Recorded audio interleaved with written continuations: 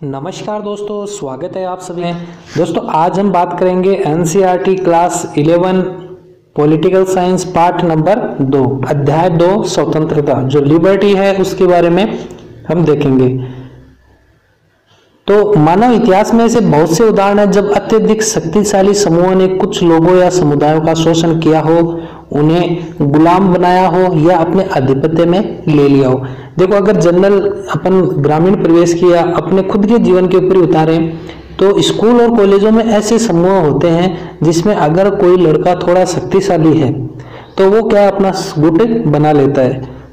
जो शक्तिशाली रहता है उसके आसपास मंडराते रहते हैं बाकी सारे जो लड़के हैं, क्योंकि उनको पता है कि अगर कोई संकट आएगा तो ये हमारे काम आ सकता है। तो उसी प्रकार मानव इतिहास में ऐसी कई चीजें हुई हैं जिसमें शक्तिशाली समूहों ने लोगों को या तो गुलाम बनाकर रखा, उनका शोषण किया या फिर उन्हें अपने अधिकार में ले लिया। जैसे आप सारे इन चीजों से विदित हो।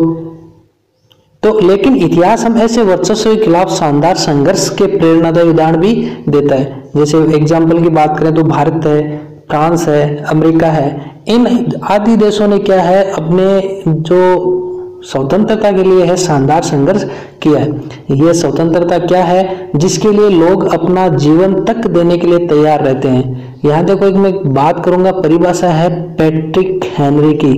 हेनरी महोदय ये कहते हैं कि मुझे स्वतंत्रता दीजिए या मृत्यु। तो उन्होंने स्वतंत्रता को देखो कितनी इंपॉर्टेंस दी है। तो सार रूप में स्वतंत्रता के लिए संघर्ष लोगों की इस आकांक्षा को दिखाता है कि वे अपने जीवन और नियति का नियंत्रण है वो स्वयं करें तथा अपनी इच्छाओं और गतिविधियों को आजादी से व्यक्त करने का अवसर बना रहे। यानी स्वतंत्रता इसलिए जरूरी है कि हम अपने व्यक्तित्व का विकास है वो खुद कर सकें।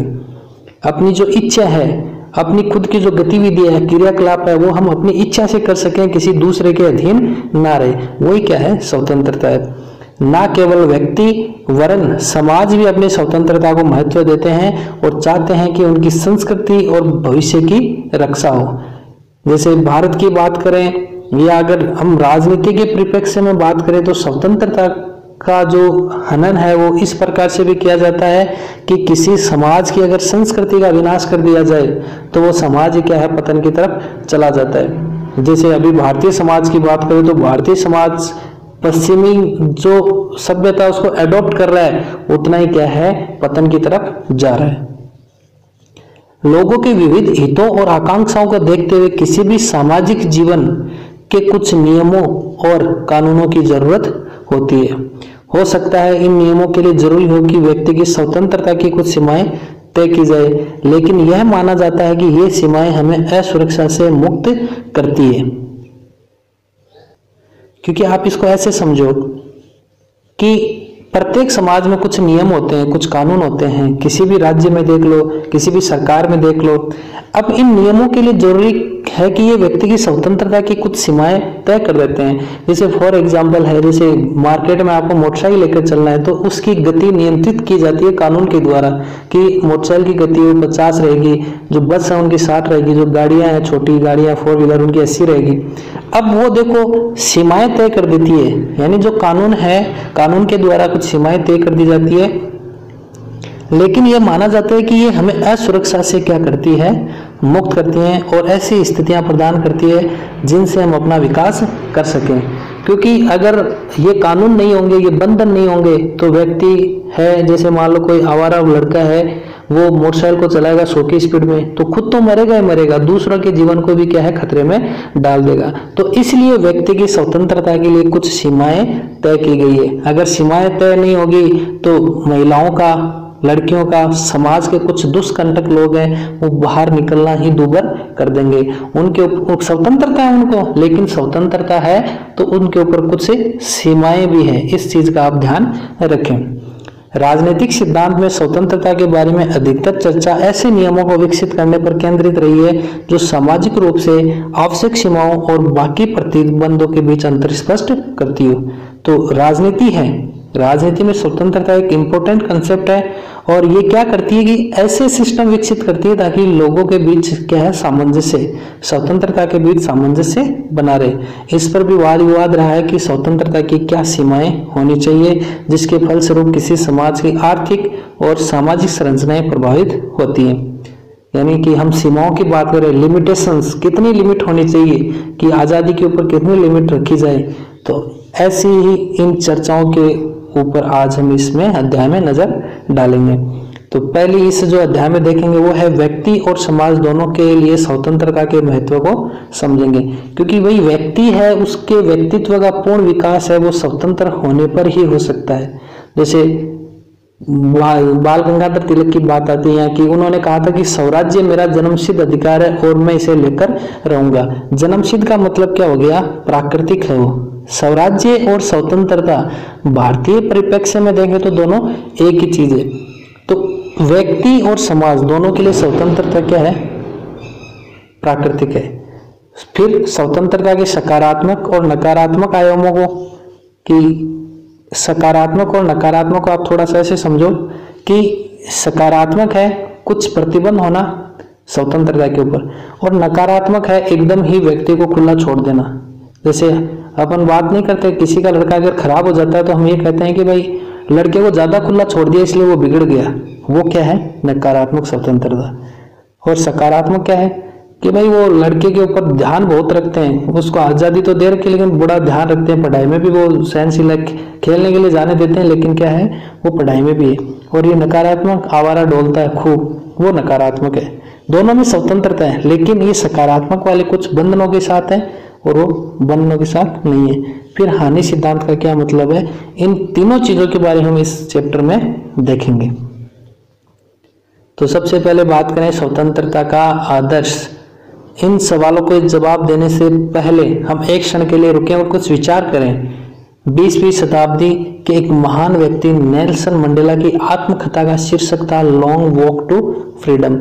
ये बुक इंपॉर्टेंट है एग्जाम के पॉइंट ऑफ व्यू से, तो थोड़ा ध्यान रखें कि नेल्सन मंडेला की बुक का नाम क्या है, लॉन्ग वॉक टू फ्रीडम, यानी स्वतंत्रता के लिए लंबी यात्रा। यानी जो पाठ जब शुरू होता है तो स्टार्टिंग में देखो इन्हीं का चित्र दिया हुआ है।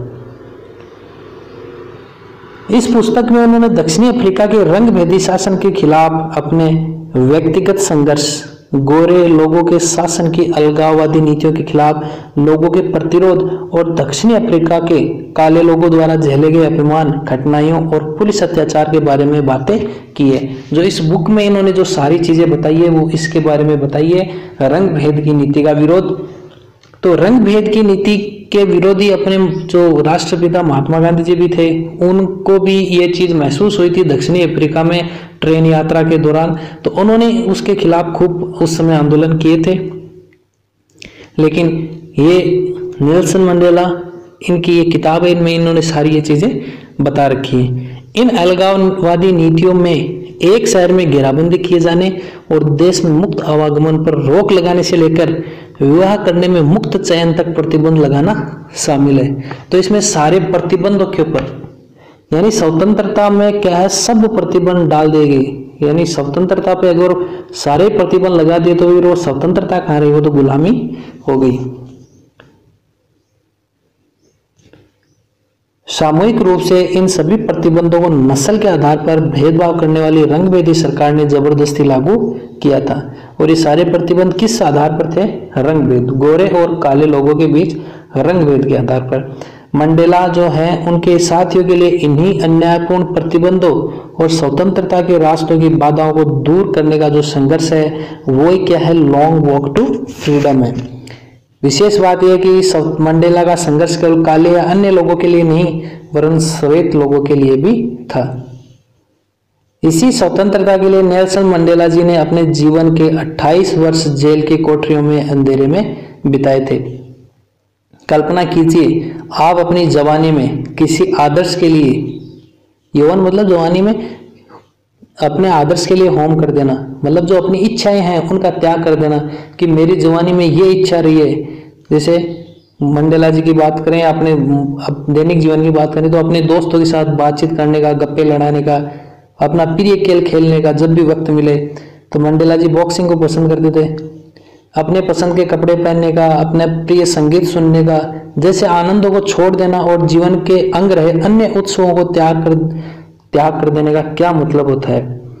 यानी इन्होंने सिर्फ और सिर्फ स्वतंत्रता के लिए इन सारी चीजों को क्या है, त्याग दिया था। कितना, ये कहें कि कितना कठोर बलिदान था ये। कल्पना कीजिए कि आपने यह सब छोड़ दिया है। ये बुक यहाँ आप देख सकते हो, long walk to freedom, Nelson Mandela. कल्पना कीजिए कि आपने ये सब छोड़ दिया क्योंकि आप अपने लोगों की आज़ादी के लिए अभियान चला रहे हैं। आपको एकाकी कोठरी में बंद रहना चुना है। आपको यह भी नहीं पता कि आपको जेल से कब छोड़ा जाएगा। यहाँ अगर बात करें तो इन्होंने जब आज़ादी के लिए अभियान चलाया, स्वतंत्रता के लिए अभियान चलाया, तो इनको पता नहीं था कि हम जिंदा रहेंगे या जेल में भी रहेंगे तो कब तक रहेंगे, लेकिन फिर भी ये अपने आदर्शों से डिगे नहीं और स्वतंत्रता के लिए मंडेला साहब ने व्यक्तिगत रूप से बहुत ही भारी कीमत चुकाई। स्वतंत्रता के लिए संघर्ष से जुड़ा एक और मामला देखते हैं आंग सान सू की के लिए, कि गांधी जी के अहिंसा के विचारों प्रेरणा स्रोत रहे हैं। गांधी जी के दो मुख्य हथियार थे, सत्य और अहिंसा।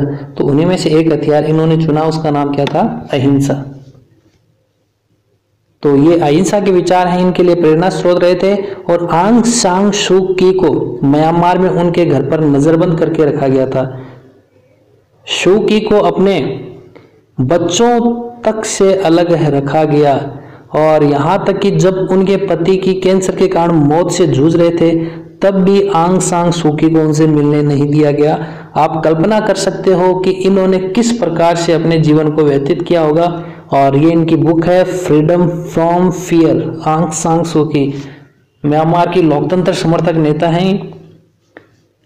सैनिक शासकों को डर था कि यदि वह अपने पति से मिलने इंग्लैंड गई तो उन्हें वापस म्यांमार लाना संभव नहीं होगा।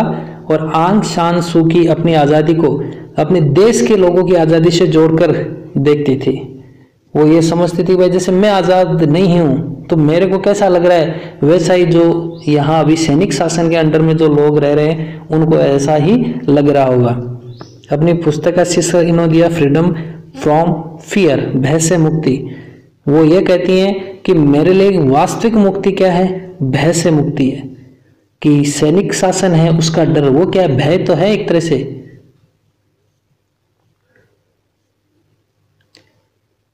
भय से मुक्त हुए बिना आप गरिमापूर्ण मानवीय जीवन नहीं जी सकते।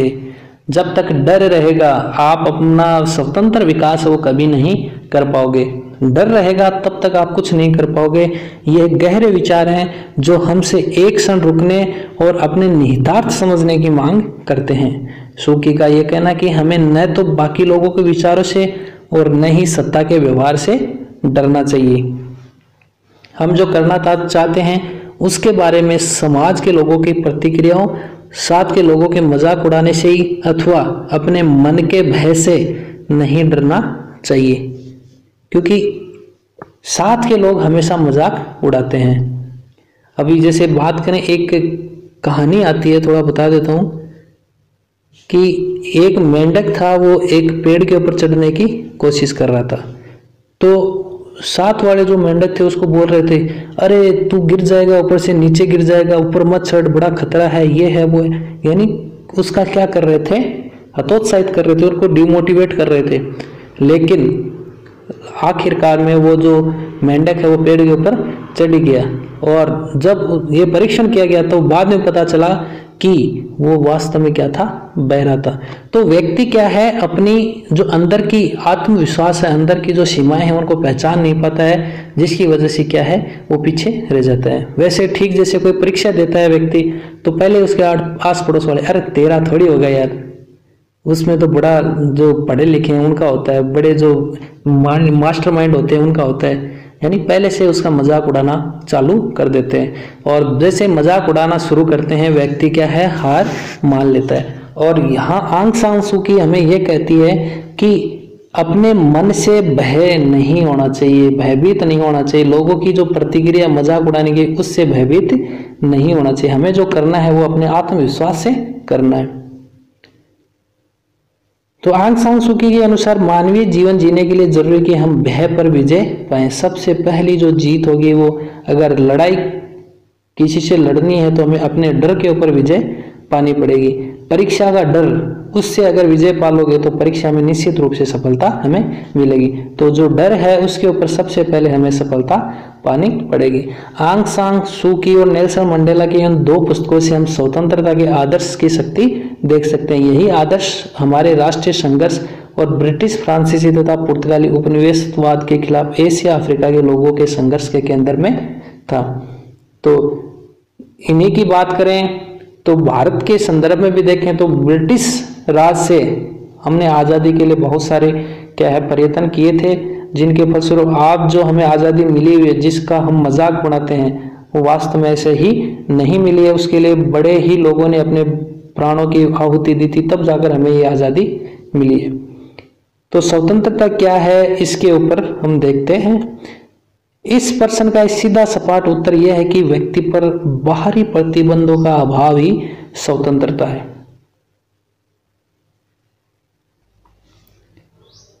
तो प्रतिबंध का न होना या प्रतिबंध का अभाव होना ही इसके अनुसार क्या है, स्वतंत्रता। सीधा सा उत्तर है स्वतंत्रता का मतलब बंधन नहीं होना या बंधनों का अभाव।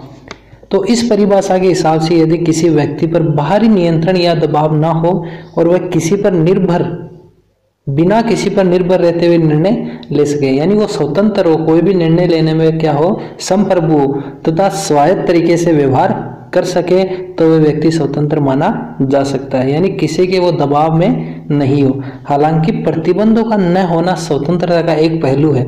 यहाँ इस चीज का आप ध्यान रखेंगे कि प्रतिबंधों का ना होना यानी बंधनों का ना होना एक पार्ट है स्वतंत्रता का, स्वतंत्रता नहीं है ये।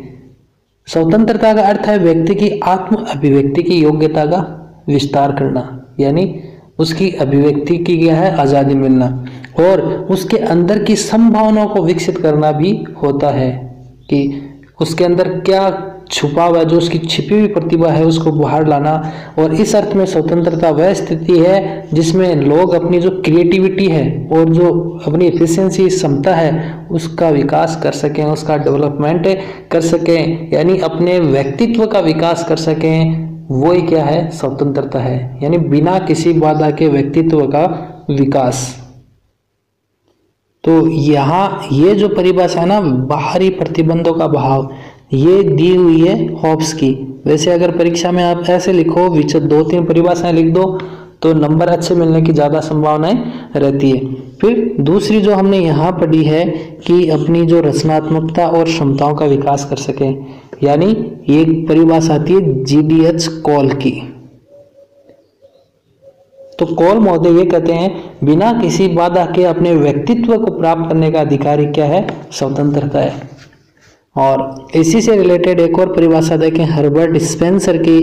तो हर्बर्ट स्पेंसर महोदय ये कहते हैं कि प्रत्येक व्यक्ति वह करने को स्वतंत्र है जिसकी वह इच्छा करता है। और एक परिभाषा और देख लेते हैं, वो आती है मील की। तो मील ये कहता है कि व्यक्ति अपनी इच्छा अनुसार कार्य करने की शक्ति प्राप्त है उसे, बशर्ते उसके इस कार्य से किसी दूसरे को हानि न हो।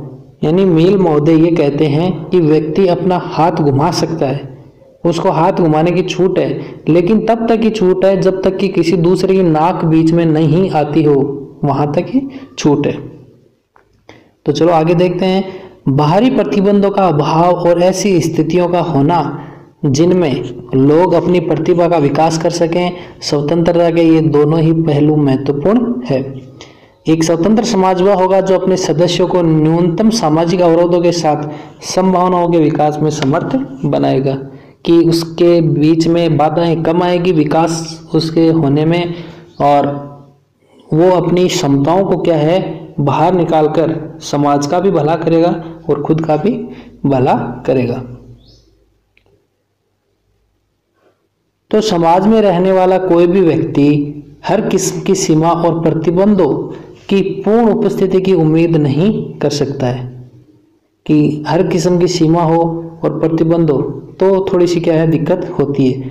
ऐसे में यह जरूर तय करना जरूरी हो जाता है कि कौन से सामाजिक प्रतिबंध न्यायोचित हैं और कौन से नहीं, किसको स्वीकार किया जा सकता है और किसको हटाया जाना चाहिए। कि देखो अब ज़्यादा बंधन होंगे तो भी समस्या है, बंधन नहीं होंगे तो भी समस्या है। तो हमें इस चीज के ऊपर जरूर विचार करना होगा कि किसको छोड़ना चाहिए और किसको स्वीकार करना चाहिए। व्यक्ति और समाज के बीच बने केंद्रीय संबंधों को समझकर ही यह जाना जा सकता है कि कौन से सामाजिक प्रतिबंध जरूरी है। यह समाज का अर्थ समूह, समुदाय अथवा राज्य से भी हो सकता है जिसके भीतर व्यक्ति मौजूद होता है। मतलब यह है कि हमें व्यक्ति और समाज के बीच के रिश्तों की पड़ताल करने की जरूरत है और यह भी देखने की जरूरत है कि समाज का कौन सा लक्षण है वो व्यक्ति को चयन, निर्णय या काम करने की स्वतंत्रता देता है और कौन सा नहीं।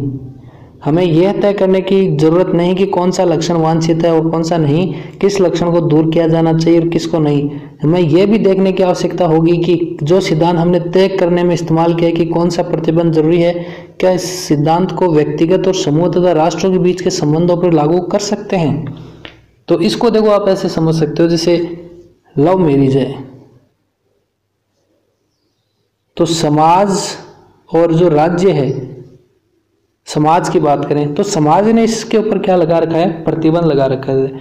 तो हमें ये चीजें सारी देखनी चाहिए कि वास्तव में जो समाज ने प्रतिबंध लगा रखे हैं वो सही है या गलत है। तो समाज ने प्रतिबंध इसलिए लगा रखे हैं क्योंकि इनके जो टूटने के, जो बिखराव के, तलाक के संभावित केस हैं वो बहुत ज्यादा हाइयर होते हैं।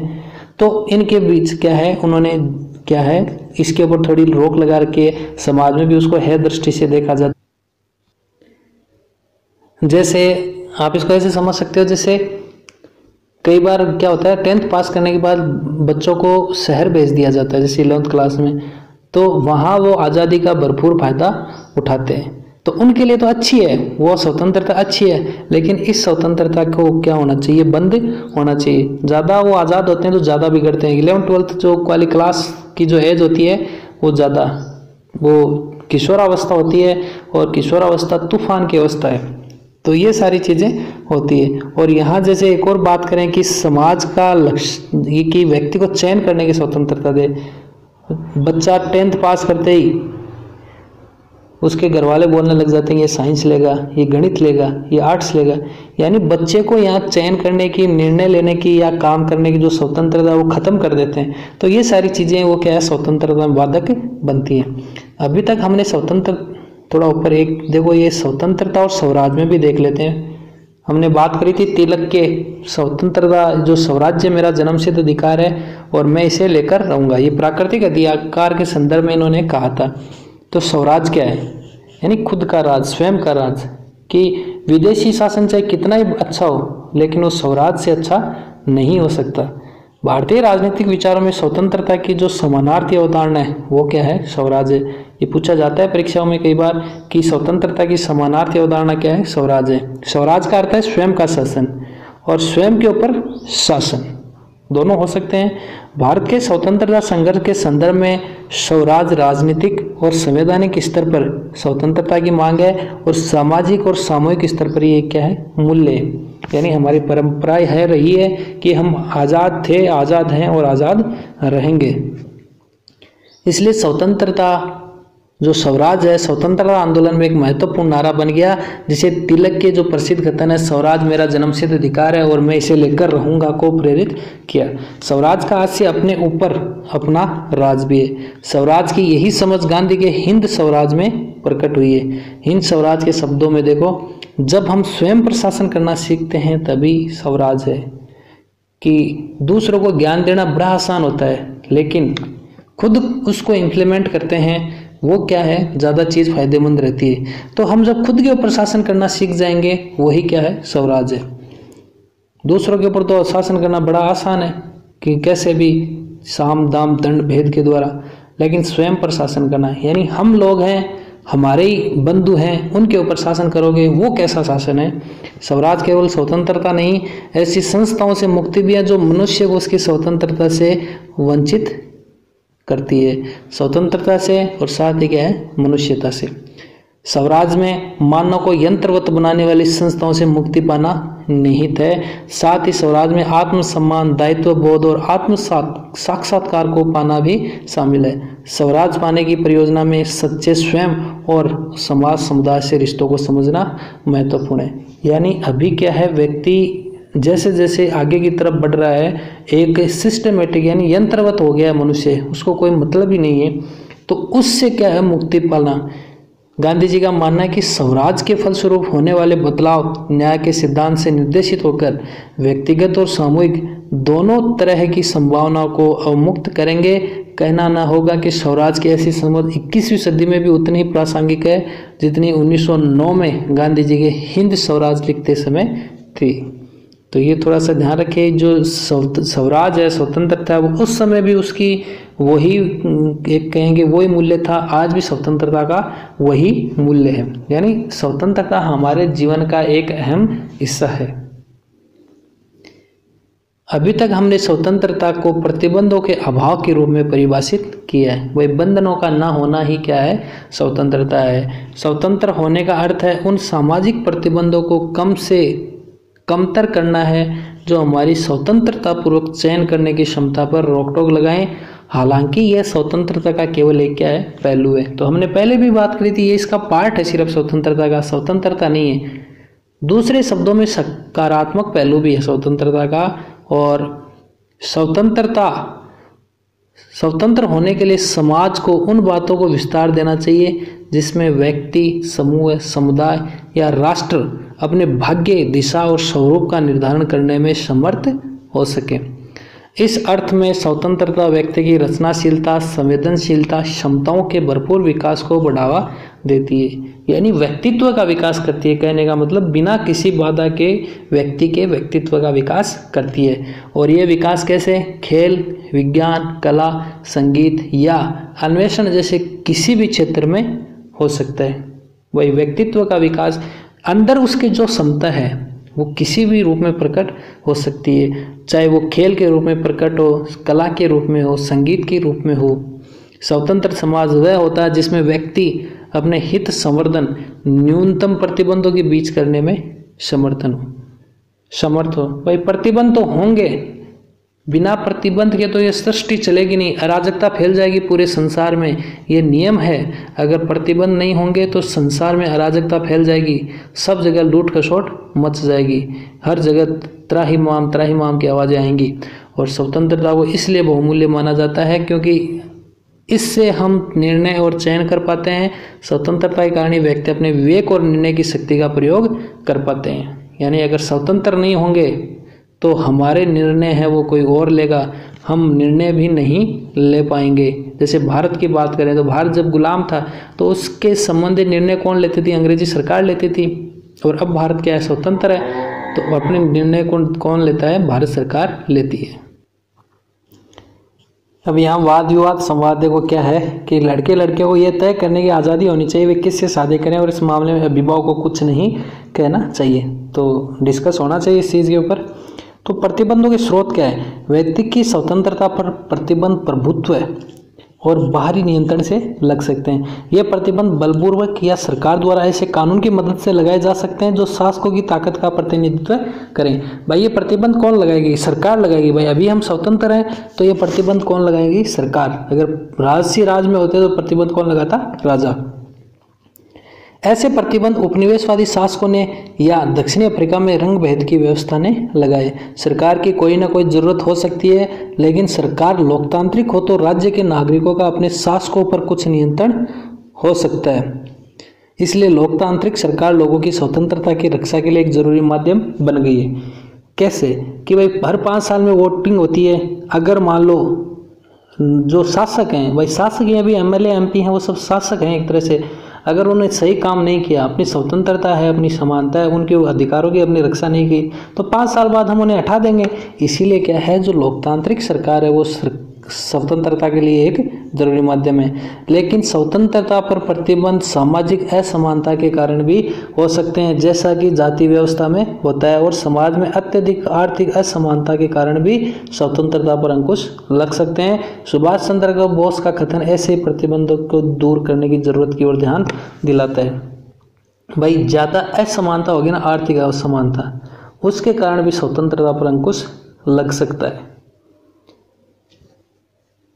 हमें प्रतिबंधों की आवश्यकता क्यों है? हम ऐसी दुनिया में नहीं रह सकते जिसमें कोई प्रतिबंध ही ना हो, क्योंकि फिर तो क्या है, अराजकता फैल जाएगी, पूरे संसार में लड़ाई झगड़ा लोगों का घर से बाहर निकलना दूभर हो जाएगा। हमें कुछ प्रतिबंधों की तो जरूरत है, अन्यथा समाज अव्यवस्था की गर्त में पहुंच जाएगा। लोगों के बीच मतांतर हो सकते हैं, उनकी महत्वाकांक्षाओं में टकराव हो सकता है, वे सीमित साधनों के लिए प्रतिस्पर्धी हो सकते हैं, लेकिन समाज में असहमति उभरने के अनेक कारण हो सकते हैं। तो कुछ तो खुल के संघर्ष के रूप में व्यक्त हो सकते हैं। हम चारों ओर छोटे बड़े कारणों पर लड़ने के लिए तैयार लोगों को देखते हैं। सड़क पर गाड़ी चलाते समय क्रोध, पार्किंग के लिए झगड़ा, जमीन या मकान के लिए लड़ाई, किसी खास फिल्म को दिखाए जाने पर असहमति जैसे अनेक मुद्दे संघर्ष, हिंसा और कई बार जनहानि तक ले आते हैं।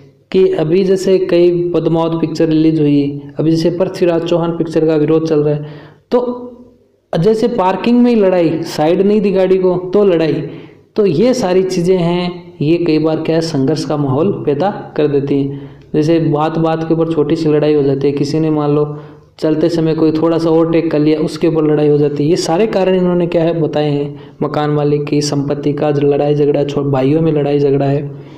इसलिए हर समाज को हिंसा पर नियंत्रण और विवाद के निपटारे के लिए कोई ना कोई तरीका अपनाना जरूरी होता है।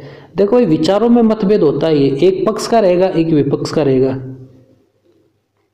तो उसको हम लड़ाई में परिणित कर लें, वो बात ठीक नहीं है। जब तक हम एक दूसरे के विचारों का सम्मान करें और दूसरे पर अपने विचार थोपने का प्रयास न करें, तब तक हम आज़ादी के साथ और न्यूनतम प्रतिबंधों के साथ रहने में सक्षम होंगे और आदर्श रूप में एक मुक्त समाज में हमें अपने विचारों को बनाए रखने, जीने के अपने तरीके विकसित करने और अपनी इच्छाओं का पालन करने में समर्थ होना चाहिए।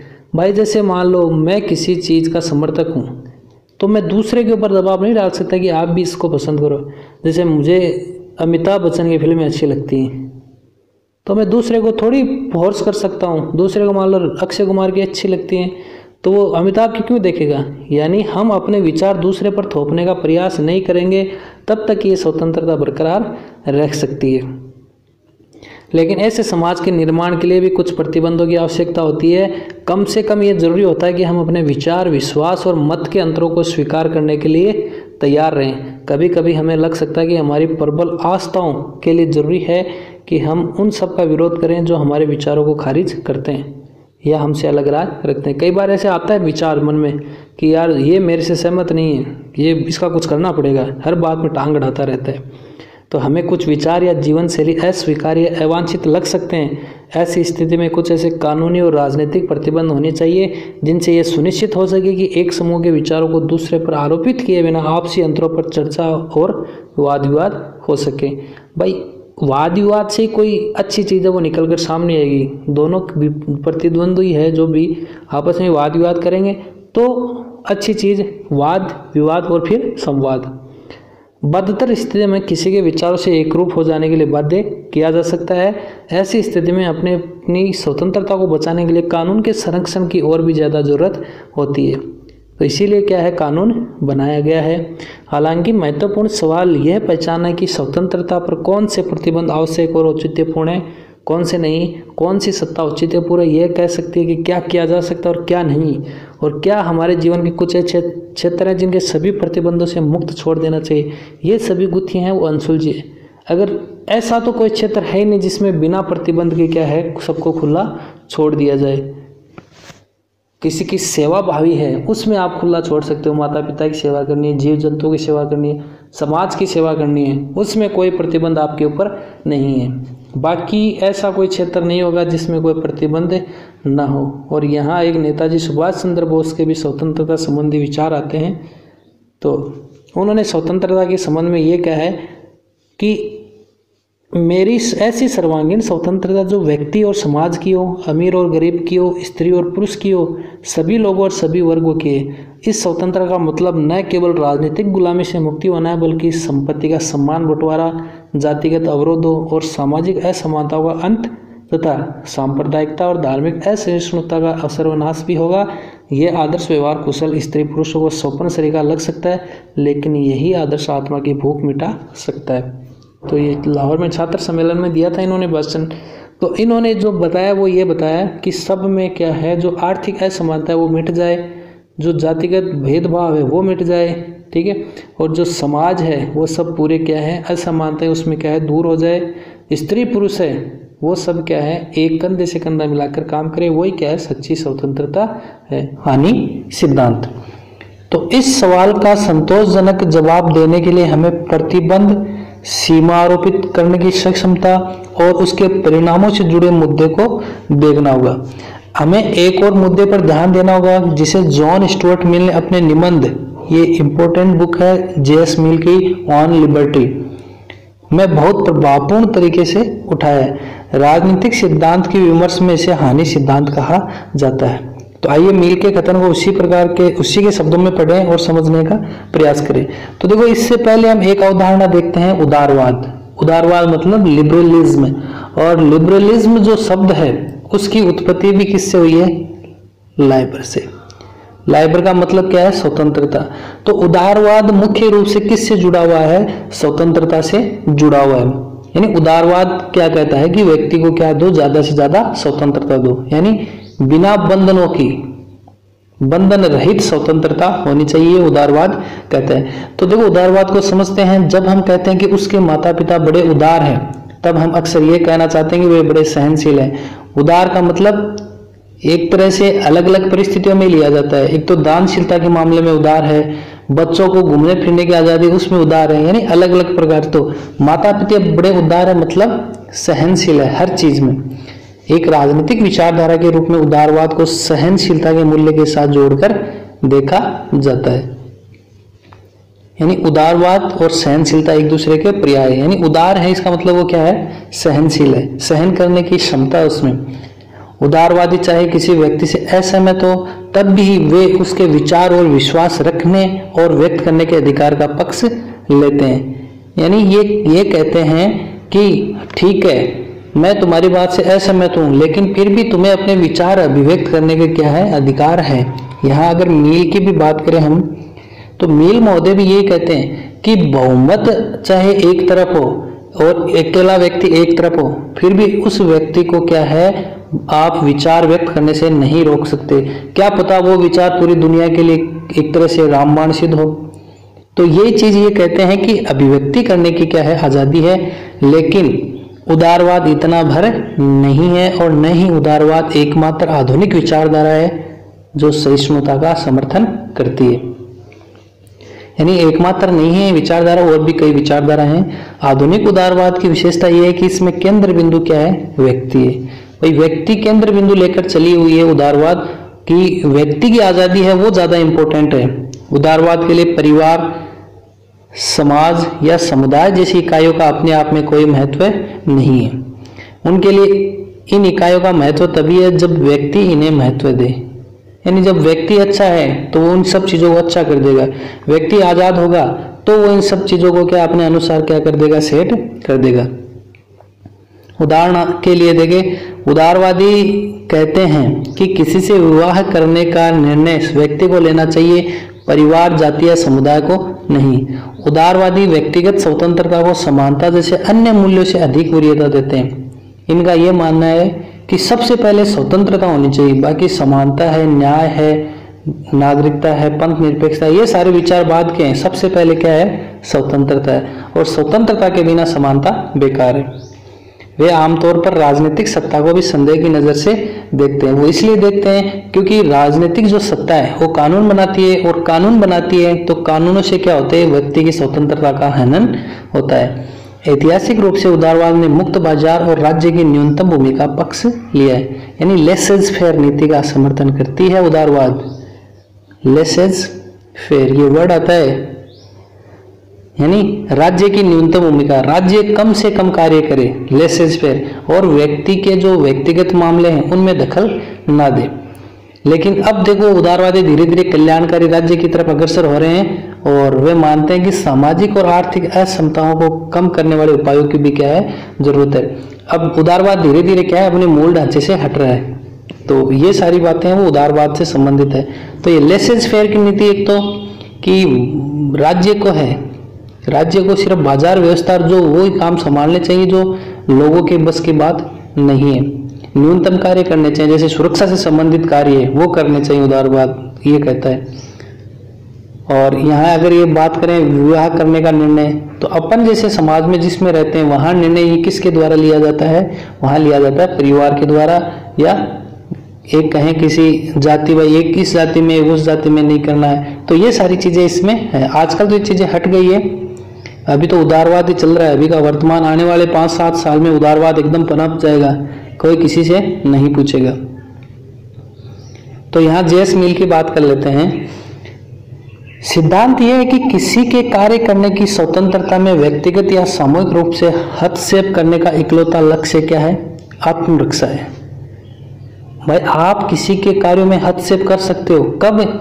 जब उसकी आप रक्षा कर रहे हो, उसके जीवन की रक्षा कर रहे हो। जैसे फॉर एग्जाम्पल बात करें, जैसे मान लो कोई पुल टूटा हुआ है, पुल टूटे हुए के ऊपर कोई व्यक्ति जा रहा है, तो अब उसको पता नहीं है कि पुल आगे से टूटा हुआ है। तो मील ये कहता है कि आप उसकी उस स्वतंत्रता में रुकावटें डाल सकते हो, उसको वहां रोक सकते हो कि भाई आगे तेरे को नहीं जाना है। जैसे कोरोना महामारी चल रही है अभी, तो पुलिस जैसा प्रशासन है वो सबको रोक रहा है, मुस्तैद कर रहा है, भाई घरों में रहने के लिए बाध्य किया जा रहा है। ये स्वतंत्रता का हनन नहीं है।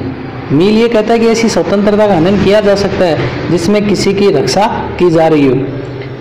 तो सभ्य समाज के किसी सदस्य की इच्छा के खिलाफ शक्ति के औचित्यपूर्ण प्रयोग का एकमात्र उद्देश्य अन्य किसी को हानि से बचाना हो सकता है। यानी आप शक्ति का प्रयोग कर सकते हो। जैसे पुलिस प्रशासन है, बाहर जा रही है क्योंकि वो कम्युनिटी संक्रमण है ये तो कोरोना, तो उनको फैलने से बचाने के लिए क्या है, पुलिस प्रयोग कर रही है किसका? शक्ति का। उसका कारण यही है ताकि लोगों की भलाई हो। और ये स्वतंत्रता का हनन नहीं है, ये स्वतंत्रता ही है ताकि दूसरे का जीवन बचाया जा सके। मिल ने यहाँ एक महत्वपूर्ण विभेद किया है, वो होते हैं स्व विषय कार्य और पर विषय कार्य। तो देखो स्व विषय आप ऐसे समझ लो जो खुद से संबंधित हो, और पर विषय मतलब जिनका प्रभाव दूसरों के ऊपर पड़ता हो। तो स्व संबंध वह कार्य हैं जिनका प्रभाव केवल इन कार्यों को करने वाले व्यक्ति पर पड़ते हैं, जबकि पर संबंध कार्य वे हैं जो कार्य के अलावा बाकी लोगों पर भी प्रभाव डालते हैं।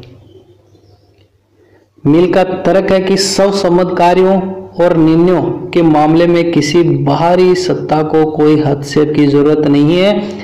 और आसान शब्दों में कहें तो स्व संबंध कार्य वे हैं जिनके बारे में कहा जा सके ये मेरा काम है, मैं इसे वैसा करूंगा जैसा मेरा मन होगा। तो इसको ऐसे समझ सकते हैं, जैसे स्व संबंध कार्यों की बात करें तो जैसे कपड़े पहनना है वो खुद से संबंधित है, कोई दूसरा प्रभावित नहीं हो रहा। चाहे आप शाकाहारी हो चाहे मांसाहारी हो, जैसा आपको भोजन उचित लगे वैसा भोजन करो। आप जुआ खेलो, शराब पियो, धूम्रपान करो, ये कार्य मतलब ये फॉर एग्जाम्पल बता रहा हूँ, ये क्या होते हैं? स्व संबंध कार्य होते हैं। इनका किसी दूसरे के ऊपर प्रभाव नहीं पड़ता है। ये तो गलत चीजें हैं जो मैं बता रहा हूँ, लेकिन ये फॉर एग्जाम्पल है।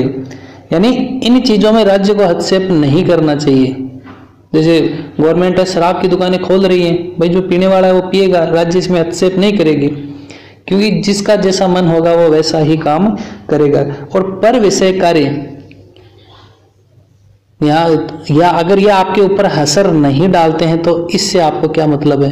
जैसे अपन जैसे गांव देहात में नहीं होता कि भाई तू तेरा काम कर, तेरे को क्या मतलब है, मैं चाहे कुछ भी करूं, मैं चाहे कुएं में जाकर पड़ूं, तेरे को क्या दिक्कत है रही है? ऐसे कहते हैं नहीं कहते? तो वो वही है, जिसका जैसा मन होगा वैसा ही करेगा। भाई मेरा मन है ये करने का, बोल तेरे को क्या दिक्कत है?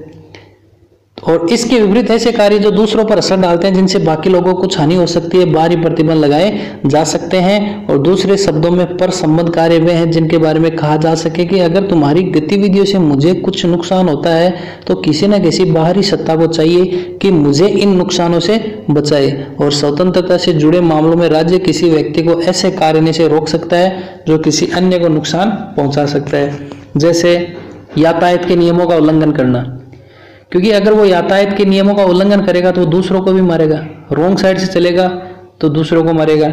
इसके अलावा जैसे बात करें चोरी करेगा तो दूसरों को नुकसान पहुंचा रहा है। भाई काम तो खुद अपनी इच्छा से कर रहा है, स्व संबंध कार्य है उसके, लेकिन नुकसान तो दूसरों को ही हो रहा है चोरी करने से। जैसे सार्वजनिक संपत्ति की तोड़फोड़ कर रहे हैं, कोई कहे कि नहीं यार मेरी तो इच्छा हो रही है सार्वजनिक संपत्ति की मैं तोड़फोड़ करूंगा, बसों को तोड़ूंगा, ट्रेनों को तोड़ूंगा, तो वहां ये आजादी तो है उसकी, लेकिन ये दूसरों को प्रभावित करती है। मारपीट करना तो ये दूसरों को प्रभावित करती है, उनके ऊपर राज्य रोक लगा सकता है। अब चूंकि स्वतंत्रता है वो मानव समाज के केंद्र में है, वही स्वतंत्रता सबसे इम्पोर्टेंट है। अपना समाज है, चाहे हम जिस समाज में रह रहे हैं वहां हमें स्वतंत्रता अति आवश्यक है। गरिमापूर्ण मानव जीवन के लिए बेहद महत्वपूर्ण है, इसलिए इस पर प्रतिबंध बहुत ही खास स्थिति में लगाए जा सकते हैं। प्रतिबंध लगाने के जरूरी है कि किसी को होने वाली हानि गंभीर हो। जैसे अभी बताया ना कि मान लो कोई जा रहा है टूटे हुए पुल के ऊपर, तो अगर उसकी जीवन की हानि हो रही तो उसके ऊपर प्रतिबंध लगाए जा सकते हैं। छोटी मोटी हानि के लिए मील कानून की ताकत की जगह केवल सामाजिक रूप से अमान्य करने के सुझाव देता है। जैसे उदाहरण के लिए किसी बहुमंजिले भवन में ऊंची आवाज में संगीत बजने पर इमारत के अन्य रहवासियों द्वारा सामाजिक असहमति जताना काफी होना चाहिए। इसमें पुलिस को शामिल नहीं किया जाना चाहिए। जो व्यक्ति औरों को होने वाले नुकसान की परवाह न करते हुए ऊंची आवाज में संगीत सुनता है, चाहे तो बाकी लोग उसका अभिवादन करना बंद कर सकते हैं। वही जैसे आजकल जो अपने जो होते हैं अपार्टमेंट होते हैं, जिसमें फ्लैट वगैरह होते हैं, उससे मान लो अब एक ही फ्लैट के चारों तरफ 50 फ्लैट हैं, तो वहां किसी को कोई ये कहे कि नहीं मैं तो सब विषय कार्य है मेरा, तो मैं तो ऊंची आवाज में गाना सुनना मेरे को पसंद है, जैसा मेरे को पसंद है वैसा ही मैं काम करूंगा, तो ऐसे के लिए आप पुलिस में कंप्लेंट ना करने के बजाय ऐसा उसके साथ यानी सामाजिक बहिष्कार कर सकते हो एक तरह से। ऊंची आवाज में संगीत सुनना बाकी लोगों को बातचीत करने, सोने या अपना संगीत सुनने से रोकता है। ये छोटे छोटे नुकसान हैं और इसके लिए केवल सामाजिक असहमति दर्शाना ही काफी होगा। जैसे हम बस वगैरह में जाते हैं, ट्रेन में जाते हैं, तो कई ऐसे होते हैं बेवकूफ आदमी जो फोन की आवाज फुल करके रखते हैं और नाक कानों में ईयरफोन लगाते हैं, नाक अगर उनको कुछ बोल दे तो वो लड़ने के ऊपर उतारू हो जाते हैं। तो ऐसे लोगों को समझाना चाहिए कि भाई तेरी स्वतंत्रता है तो गाना सुन, हमारी तरफ से कुछ भी सुन, लेकिन इसको ईयरफोन लगा के सुन। दूसरे को जब डिस्टर्ब हो रहा है तो फिर वहां आप गाना सुनने के लिए ऑथोराइज नहीं हो। किन्हीं कार्यों पर संबंध पर कानूनी शक्ति से प्रतिबंध केवल तभी लगाना चाहिए जब वो निश्चित व्यक्तियों को गंभीर नुकसान पहुंचाए अथवा समाज को स्वतंत्रता की रक्षा के लिए थोड़ी असुविधा सहनी चाहिए। तो ये हमने बातें कर ली कि किस कौन कौन से जो काम होते हैं, जैसे सार्वजनिक संपत्तियों का नुकसान पहुंचाना, इनके ऊपर कुछ चीजें हैं जिनके ऊपर प्रतिबंध होना चाहिए। बाकी ऐसे जैसे अब भाई के लड़के हैं, मान लो वो कुछ बदमाशी कर रहे हैं, तो वहां सहनशीलता होनी चाहिए। तो उदारवाद तो सहनशीलता का दूसरा नाम है। लोगों को विविध जीवन शैलियों, विभिन्न दृष्टिकोण और अलग अलग हितों को सहन करने के लिए तब तक तैयार रहना चाहिए जब तक कि वे दूसरों को नुकसान न पहुंचाने लगे। लेकिन ऐसी सहनशीलता का विस्तार उन कार्यों तक करने की जरूरत नहीं है जो लोगों को खतरे में डाले या उनके प्रति नफरत का जहर फैलाए। कहने का मतलब है कि व्यक्ति को सहनशील होना चाहिए, लेकिन ये सहनशीलता कब तक हो, जब तक ये चरम को पार ना कर जाए। भाई ठीक है चल रहा है, थोड़ा बहुत चल रहा है, उतने तक आदमी को चला लेना चाहिए। लेकिन जब अति होने लग जाए, यानी पानी जब सर के ऊपर से निकलने लग जाए, तब थोड़ा दिक्कत हो जाती है। तब आप सहनशीलता जैसे विचार है उनको त्याग देना चाहिए। घृणा का प्रचार और गंभीर क्षति पहुंचाने वाले कार्यों पर फिर प्रतिबंध लगाए जा सकते हैं, लेकिन हमें यह ध्यान रखना चाहिए प्रतिबंध इतने कड़े न हो कि स्वतंत्रता ही नष्ट हो जाए। उदाहरण के लिए किसी के प्रति नफरत फैलाई है, हम उसके लिए आजीवन कैद की मांग नहीं कर सकते। जैसे मान लो कोई दो समुदाय के बीच लड़ाई की कोशिश कर रहा है, तो ऐसा भी ना हो उसको फांसी की सजा दे दी जाए, जिंदगी भर जेल की, तो वो थोड़ा ठीक नहीं है। अगर वह राज्य द्वारा मिथ्या प्रचार से दूर रहने की चेतावनी के बाद भी ना माने तो उसके आवागमन में रोक लगाई जा सकती है या कोई सभा आयोजित करने के अधिकार पर कटौती की जा सकती है। तो जैसे कई हम देखते हैं व्यक्ति, चाहे वो किसी भी धर्म संप्रदाय के ले लो, वो ऐसे चीजें करते हैं तो उनके ऊपर ये चीजें कर देनी चाहिए। उनकी सभा है उसके ऊपर रोक लगा देनी चाहिए। अब भारत में संवैधानिक चर्चाओं में ऐसी न्यायोचित सीमाओं के लिए औचित्यपूर्ण प्रतिबंध पद का इस्तेमाल किया गया है। कुछ प्रतिबंध लगाए जा सकते हैं, लेकिन जरूरी है कि वे समुचित हो, उन्हें तर्क की कसौटी पर कसा जा सके। तो नीचे कुछ प्रतिबंध दिए गए हैं कि किस तरह से प्रतिबंध लगाया जा सकता है खास परिधानों पर। तो जैसे माओ के शासनकाल में सबको माओ सूट पहनना पड़ता था क्योंकि ये समानता की अभिव्यक्ति है। तो ऐसे प्रतिबंध क्या है, बुरे हैं। जैसे ये मौलवी जी फतवे जारी करते हैं कि सानिया भाई अब अगर वो खेलेगी, अब साड़ी पहनकर कोई थोड़ी महिला खेल सकती है, कोई बुर्का पहनकर थोड़ी महिला खेल सकती है, चाहे टेनिस हो चाहे क्रिकेट हो। तो ऐसे जो स्वतंत्रता के खिलाफ जो फतवे जारी होते हैं वो गलत है। जैसे छात्र छात्राओं को विद्यालय में निर्धारित वेशभूषा में, ये इसका मतलब है कि उनको अनुशासन सिखाया जाता है, अनुशासन में रहना सिखाया जाता है कि किस प्रकार से उनको क्या है कि ये नहीं लगे कि भाई कोई अगर स्कूल में अमीर पढ़ रहा है या कोई गरीब पढ़ रहा है तो उनमें क्या है हीनता की भावना ना आए। तो ऐसे प्रतिबंध है वो सही है। जैसे सेम क्रिकेट मैच में होता है तो वो प्रतिबंध क्या होते हैं, सही होते हैं, वो समानता के द्योतक होते हैं। लोगों से उसमें क्या है हीन भावना। अब मान लो रंग बिरंगी ड्रेस पहन कर आने की छूट दे दें मान लो स्कूल में, तो एक लड़का जो अमीर घर से है वो डेली नए नए नित्य नए परिधान पहन के आएगा, ठीक है, और जो गरीब लड़का है वो बेचारा फिर हीन भावना से क्या है वो ग्रसित हो जाएगा। तो इसलिए ये जो प्रतिबंध है वो क्या है, सही है। अब देखो आरोप, अगर महिलाएं ऐसे कपड़े न पहन सके जिसमें वे पुरजोर तरीके से संघर्ष कर पाए तो क्या यह माना जाए कि खेल की सहभागिता से वंचित की जा रही है। तो कहने का मतलब ये है कि अगर मान लो वो ही सलवार सूट पहन के खेले या कुछ और, मान लो जो खेल की पोशाक नहीं वो नहीं पहनकर कुछ और पहनकर खेले तो उसमें क्या है वो कंफर्टेबल नहीं रहेगी। तो अतिरेक और संतुलन जब तक समाज में स्वतंत्रता की सामान्य दशा पर असर डालेगा। हमें प्रतिबंध लगाने की आदत को विकसित नहीं होने देना चाहिए, क्योंकि ऐसी आदत तो स्वतंत्रता को खतरे में डाल देगी। जैसे कोई पड़ोस में मान लो थोड़ा सा किसी ने एक दिन गलती से तेज आवाज में साउंड बजा लिया, आपने पुलिस में शिकायत कर दी, तो ये चीजें आपको भी परेशानी में डालेगी, दूसरे को भी परेशानी में, तो कहीं ना फिर कभी ना कभी आपसे भी गलती हो जाएगी। तो हमें ऐसी चीजों को थोड़ा सा सहनशीलता के साथ छोड़ देना चाहिए, इग्नोर कर देना चाहिए। ये बातें मिल के विचार है। अब बात आती है यहाँ सकारात्मक और नकारात्मक स्वतंत्रता की। इसके बारे में हमने थोड़ा देख लिया था, थोड़ा और देख लेते हैं सकारात्मक और नकारात्मक। इस अध्याय में पहले हमने स्वतंत्रता के दो आयामों की चर्चा की थी, बाहरी प्रतिबंधों के अभाव के रूप में स्वतंत्रता और स्वयं को विभक्त करने के अवसरों के विस्तार के रूप में स्वतंत्रता। एक स्वतंत्रता वो है जिसमें प्रतिबंध ना हो, प्रतिबंधों का अभाव, और दूसरी स्वतंत्रता वो है जिसमें युक्तियुक्त प्रतिबंध हो, कुछ बंधन हो। राजनीतिक सिद्धांत में इन्हें नकारात्मक और सकारात्मक स्वतंत्रता कहते हैं। यानी जिसके ऊपर प्रतिबंध नहीं हो वो नकारात्मक है और जिसके ऊपर प्रतिबंध है वो सकारात्मक।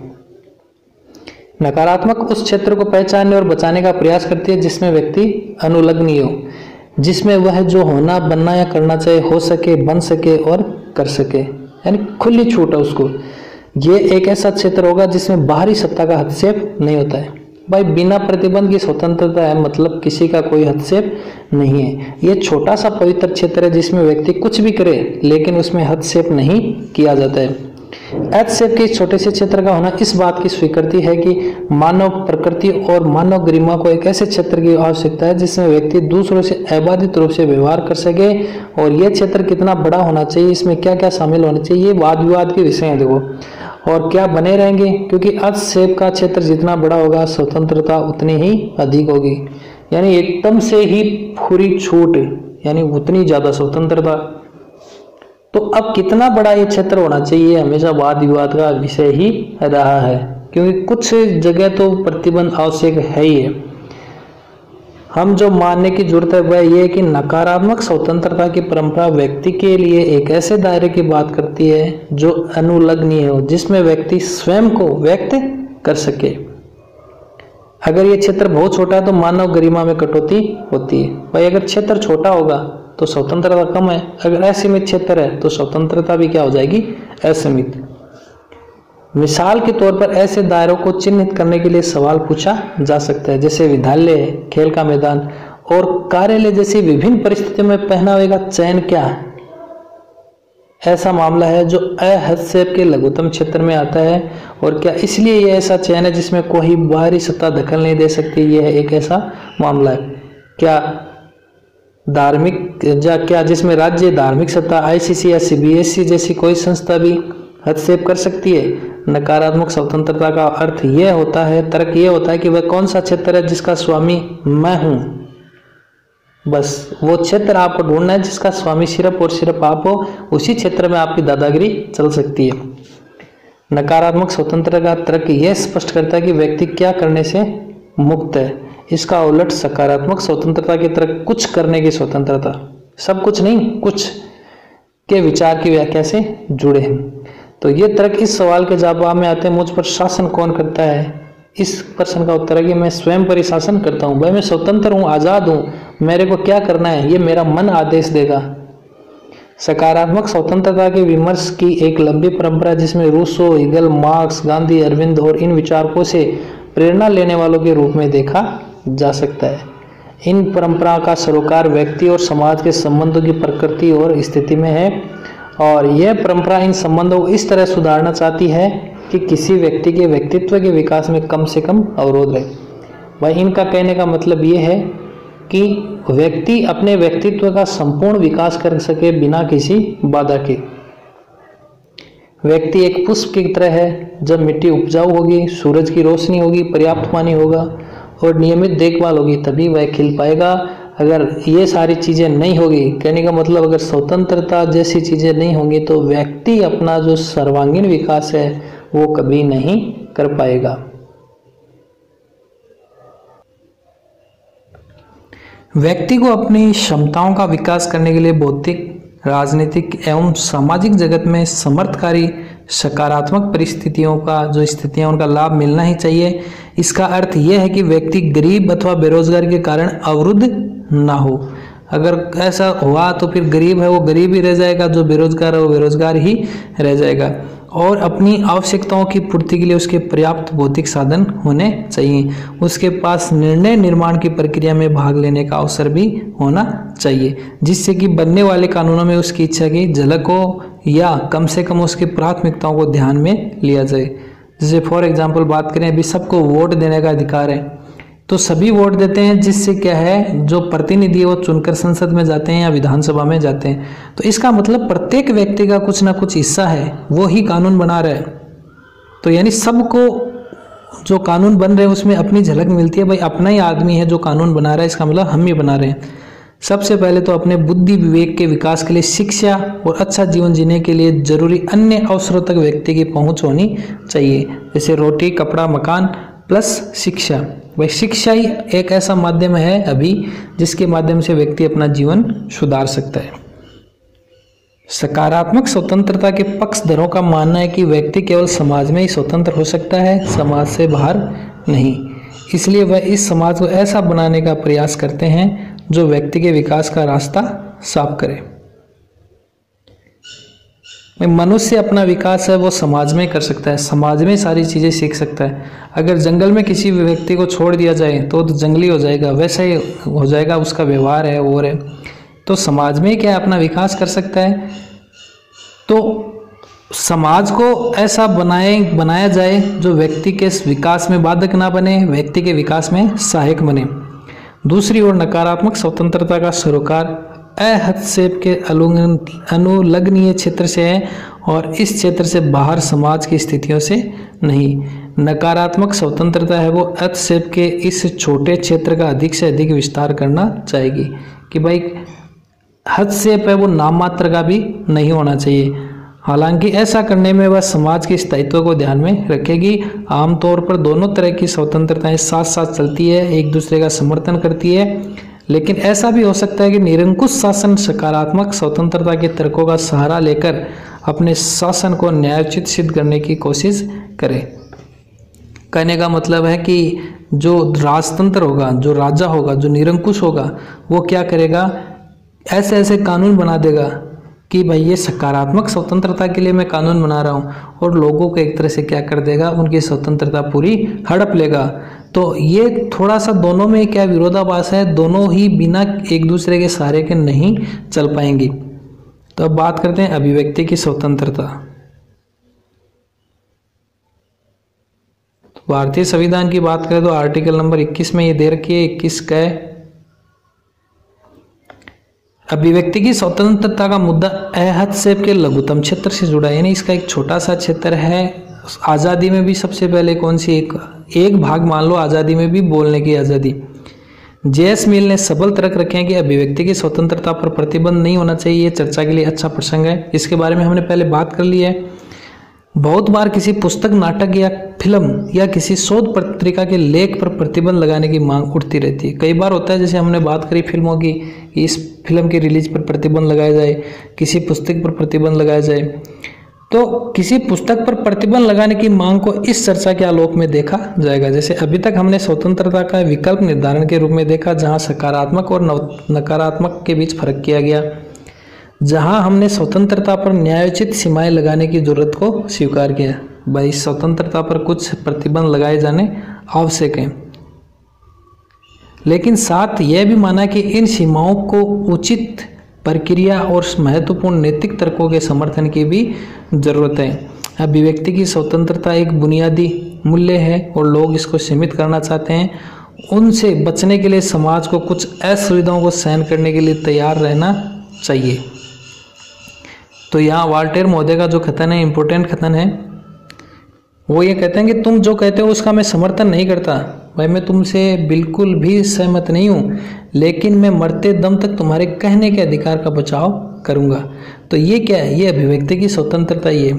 तो मिल महोदय भी यही कहते हैं कि बहुमत मान लो 100 आदमी हैं, 100 में से 99 ये कहते हैं कि भाई ये बात है इस पक्ष में, और एक अलग बोल रहा है, तो हमें इसका विरोध नहीं करना चाहिए।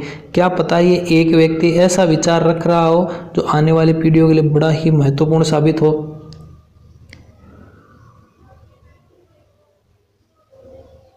तो यहाँ देखो मिल की बात कर लेते हैं। जेएस मिल, जॉन स्टुअर्ट मिल, ये John Stuart Mill, Jeremy Bentham, ये सब उपयोगितावाद के समर्थक थे। उपयोगितावाद यानी अधिकतम लोगों का अधिकतम सुख। 19वीं सदी में ब्रिटेन के एक राजनीतिक विचारक जॉन स्टुअर्ट मिल ने अभिव्यक्ति तथा विचार और वाद विवाद की स्वतंत्रता का बहुत ही भावपूर्ण पक्ष प्रस्तुत किया है। बुक है इनकी ऑन लिबर्टी। तो उसमें 4 कारण पेश किए हैं कि अभिव्यक्ति की स्वतंत्रता उन्हें भी होनी चाहिए जिनके विचार आज की स्थितियों में गलत या भ्रामक लग रहे हैं। भाई आज की परिस्थिति में मान लो जो विचार गलत है ना, क्या पता आने वाले 100 सालों बाद वो विचार सही हो। इनका ये कहना है कि जो विचार आज की परिस्थिति में आप गलत मान रहे हो, जो आपको बोल रहा है कि भाई पढ़ लो आपके काम आएगी ये चीज़ें, तो कहने का मतलब वो आपको आज गलत लग रही हैं ये चीज़ें, लेकिन 20 साल बाद जब आप दुखी रहोगे तब आपको समझ में आएगा कि नहीं यार वो आदमी सही कह रहा था। तो पहला कारण तो देखो ये है कि कोई भी विचार पूरी तरह से गलत नहीं होता। जो हमें गलत लगता है उसमें सच्चाई का तत्व होता है। अगर हम गलत विचार को प्रतिबंध कर देंगे तो इसमें छुपे सच्चाई के अंश को भी खो देंगे। यानी मैंने बताया ना 100 में से 99 एक तरफ है, एक तरफ है, तो उस एक की भी हमें बात सुननी चाहिए। दूसरा कारण पहले से जुड़ा है, सत्य स्वयं में उत्पन्न नहीं होता है, सत्य विरोधी विचारों के टकराव से पैदा होता है। यानी वाद विवाद करेंगे तो सत्य निकल कर आएगा। जो विचार आज गलत प्रतीत होता है वह सही तरह के विचारों के उदय में बहुमूल्य हो सकता है। भाई जो वही बात आगे आज गलत है वो आने वाले समय में सही हो सकता है। तीसरा, विचारों का संघर्ष केवल अतीत में ही मूल्यवान नहीं था बल्कि हर समय इसका सतत महत्व है। सत्य के बारे में यह खतरा हमेशा होता है कि यह एक विचारहीन और रूढ़ उक्ति में बदल जाए। जब हम इसे विरोधी विचार के सामने रखते हैं तभी विचार का विश्वसनीय होना सिद्ध होता है। कि थोता चना बाजेगा ना, ये मतलब सत्य जो चीज़ें हैं बोला वो उक्तियों में बदल जाएंगी, लेकिन इन्हीं को अगर हम पहले परखेंगे उसके बाद ही तो उक्तियों में बदलेंगे। और अंतिम बात यह है कि कोई भी इस बात को लेकर भी निश्चित नहीं हो सकते कि जिसे हम आज सत्य समझते हैं वो सत्य वही है।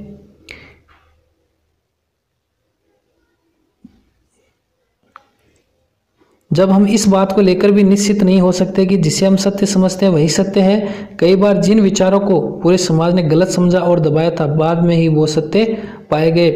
कुछ समाज ऐसे विचारों का दमन करते हैं जो आज के लिए स्वीकार्य नहीं है, लेकिन ये विचार आने वाले समाज में बहुमूल्य ज्ञान में बदल सकते हैं और दमनकारी समाज ऐसे संभावनाशील ज्ञान के लाभों से वंचित रह सकती है।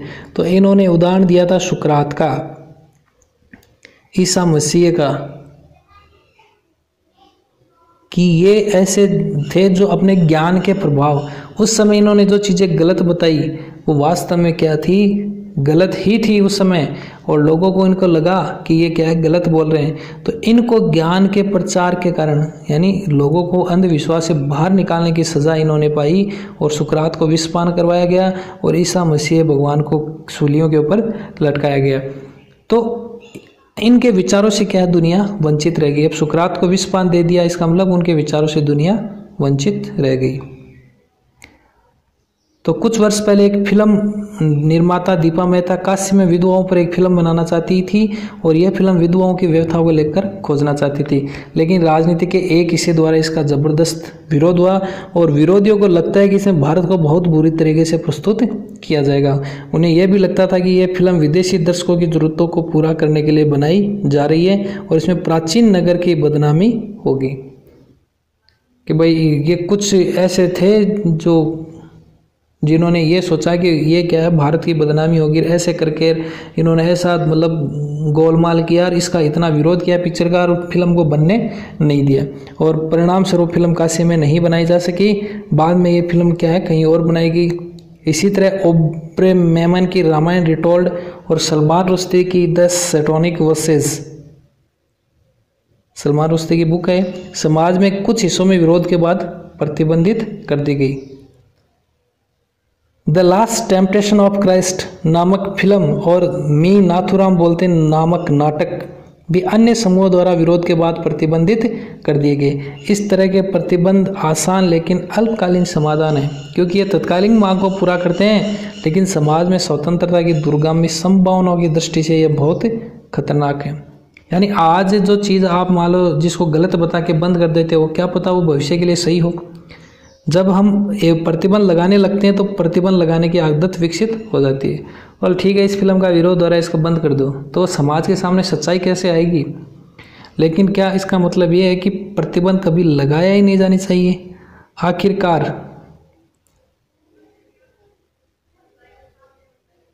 आखिरकार किसी फिल्म की सेंसरशिप भी तो करते हैं। सेंसरशिप प्रतिबंध से अलग है। जिन सवालों पर अक्सर वाद विवाद होता है वो ये है कि किस स्थिति में प्रतिबंध लगाना चाहिए और किस में नहीं। जैसे आपको अगर किसी फिल्म के दृश्य से अगर मान लो दिक्कत है तो आप उनके ऊपर, जैसे बोर्ड होता है, पहले बोर्ड सर्टिफिकेट देता है सेंसर बोर्ड, तो उसमें से वो फिल्म के जो सीन है वो कट कर दो। पहले आप सेंसरशिप वालों को दिखाओ जो पिक्चरों को सर्टिफिकेट देता है सेंसर बोर्ड को, तो उनको दिखाओ। अगर उनको कुछ आपत्तिजनक लगता है तो आप प्रतिबंध मान लो लगा सकते हो, लेकिन ऐसे ही जनता के विद्रोह के द्वारा प्रतिबंध लगाना गलत है। क्या प्रतिबंध कभी नहीं लगाया जाना चाहिए? इसी से जुड़ी दिलचस्प बात यह है कि इंग्लैंड में जो भी राज परिवार के लिए काम करता है वह राजमहल की आंतरिक बातों के बारे में न लिखने के लिए एक समझौते से बंधा होता है। उनके पहले एक डीड फाइनल कर ली जाती है कि आप परिवार से संबंधित अगर यहाँ से चले भी जाते हो तो कुछ नहीं लिखोगे। अगर ऐसा कोई व्यक्ति राजमहल की नौकरी छोड़ने के बाद महल की राजनीति के बारे में कोई साक्षात्कार देना चाहे, लेख या पुस्तक लिखना चाहे तो ऐसा नहीं कर सकता। क्या यह अभिव्यक्ति की स्वतंत्रता पर न्यायपूर्ण प्रतिबंध है? तो अभिव्यक्ति की आज़ादी के ऊपर ये बताना है कि उचित है कि अनुचित है ये प्रतिबंध, ये मतलब शोध का विषय, एक तरह से वाद विवाद का विषय है।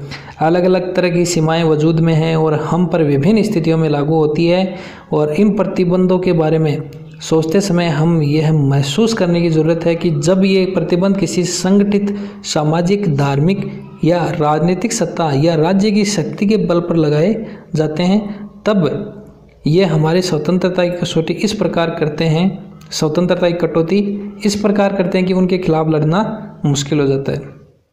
भाई राज्य ही लगा रहा है शक्ति के बल पर, तब उनका मुकाबला करना क्या हो जाता है, कठिन हो जाता है। हालांकि यदि हम स्वेच्छापूर्ण या अपने लक्ष्यों और आकांक्षाओं को पाने के लिए कुछ प्रतिबंधों को स्वीकार करते हैं तो हमारी स्वतंत्रता उस प्रकार से सीमित नहीं होती। जैसे भाई कोरोना से लड़ना है तो हम प्रतिबंधित भाई घर में रह रहे हैं तो गवर्नमेंट का कोई ज़्यादा प्रेशर नहीं, लेकिन हम अपनी तरफ से भाई हमें क्या है, जीना है, हमें बीमार नहीं होना है। सेम ऐसे ही जैसे मान लो कोई नीट की तैयारी कर रहा है, कोई मेडिकल, कोई इंजीनियरिंग की तैयारी कर रहा है, कोई कंपटीशन की तैयारी कर रहा है, तो वो क्या करते हैं, वो अपनी सुख सुविधाओं का त्याग कर देते हैं, सिर्फ और सिर्फ पढ़ाई में ध्यान रखते हैं। वो क्या है, वो स्वेच्छापूर्वक है, अपने लक्ष्य को पाने के लिए, अपनी आकांक्षाओं को पूरा करने के लिए। तो ऐसे प्रतिबंध हम स्वीकार करते भी हैं। अगर किन्हीं परिस्थितियों को स्वीकार करने के लिए बाध्य नहीं किया जा रहा है, तब हम कह सकते हैं कि हमारी स्वतंत्रता की कटौती की जा रही है। हमने यह कहते हुए शुरुआत की कि स्वतंत्रता बाहरी प्रतिबंधों का अभाव है। अब हम ये महसूस कर चुके हैं कि स्वतंत्रता हमारे विकल्प चुनने के सामर्थ्य और क्षमताओं में छुपी होती है। जब हम विकल्प चुन लेते हैं तो हमें अपने कार्यों और उसके परिणामों की जिम्मेदारी भी स्वीकार करनी होगी। यानी जो अपन ऑप्शन चुनते हैं उससे जो भी अपने फायदा होगा, नुकसान होगा, उसकी जिम्मेदारी इंडिविजुअल की होती है। जैसे 3 इडियट्स है पिक्चर, तो 3 इडियट्स में यही है। वो फरहान है, वो जो कैमरामैन बनना चाहता है, फोटोग्राफर बनना चाहता है, उसको वो बोलता है कि मेरे को इंजीनियरिंग नहीं पसंद है। यानी विकल्प अगर उसने खुद नहीं चुना है तो उसके पिताजी ने फिर कहा कि ठीक है, जिम्मेदारी फिर क्या होगी, तेरी होगी।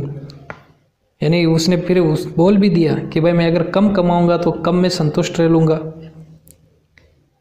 इसलिए स्वतंत्रता के अधिकतर पक्षधर लोग मानते हैं कि बच्चों को माता पिता की देखभाल में रखा जाना चाहिए। सही निर्णय लेने, उपलब्ध विकल्पों को विवेकपूर्ण जांचने और अपने कार्यों की जिम्मेदारी अपने कंधों पर लेने की हमारी क्षमता का जितना विकास शिक्षा और निर्णय निर्माण के परिष्कार से होता है, उतनी जरूरत इसको राज्य और समाज की सत्ता को सीमित करके पालने पोषने की है। यानी शिक्षा सबसे बड़ा महत्वपूर्ण रोल इसमें अदा करती है। तो ये प्रश्न है, राज्य की क्या भूमिका है, सकारात्मक और नकारात्मक अवधारणा में विभेद करना है, सामाजिक प्रतिबंध क्या है। तो ये सब बातें हमने पढ़ रखी है स्वतंत्रता से क्या से। तो दोस्तों वीडियो अगर आपको अच्छा लगा तो वीडियो को लाइक ज़रूर करें, शेयर करें अपने दोस्तों के साथ, कमेंट करें, और चैनल के ऊपर आप नए हैं तो चैनल को सब्सक्राइब जरूर करें। थैंक यू दोस्तों, जय हिंद, जय भारत।